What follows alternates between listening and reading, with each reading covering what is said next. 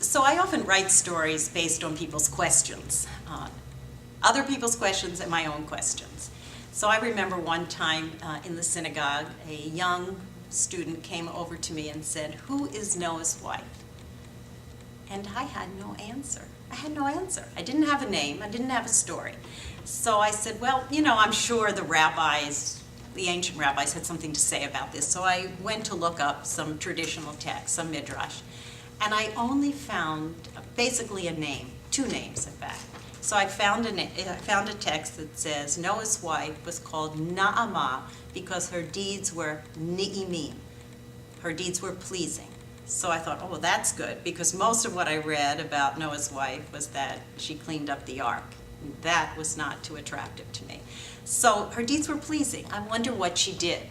And then I found a footnote somewhere that said Noah's wife's name was Emzerah, mother of seed.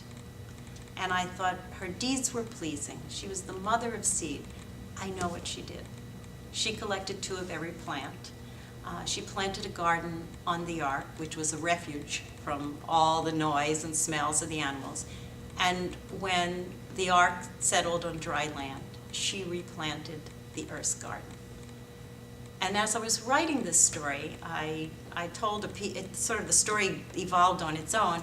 I said, as Noah's wife, as Naamah was gathering all the seeds, she walked past the dandelions, pretending not to notice their feathery heads sprouting on the earth. And God said, Naamah, I said, gather the seeds of every living plant. And Naamah knew that God meant the dandelions too. But because she had ignored them, God made certain that dandelions would cover the earth.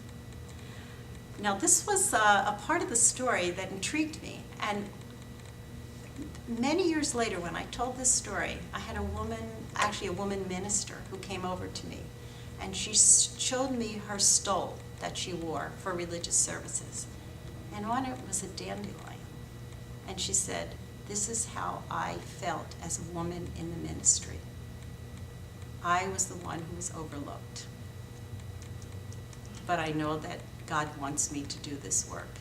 And I thought that's how children sometimes feel, as the dandelion, the one who's overlooked. But they still need to know that they're loved and important.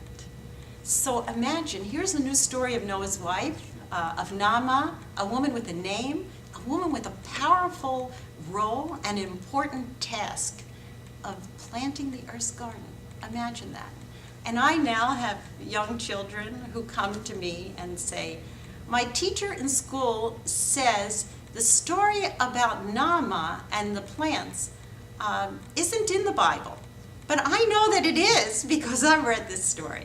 So now you have young women growing up having models of powerful women who make a difference.